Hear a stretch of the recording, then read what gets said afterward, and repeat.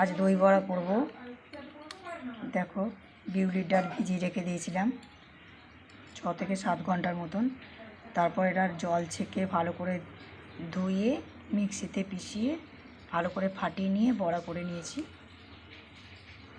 বড়া করে তারপরে জলের মধ্যে ভিজিয়ে রেখে দিয়েছিলাম 10 মিনিট। তারপরে জল থেকে ভালো করে ছেঁকে তুলে নিয়েছি। এবার দইয়ে দেখো লবণ চিনি মিশিয়ে নিয়েছি।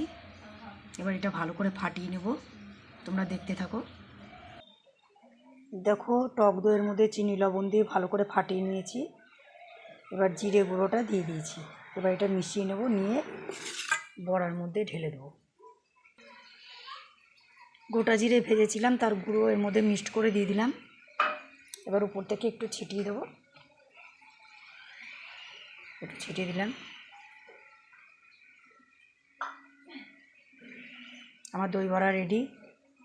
এখানেই ছাড়লাম রেসিপিটা। Bye bye.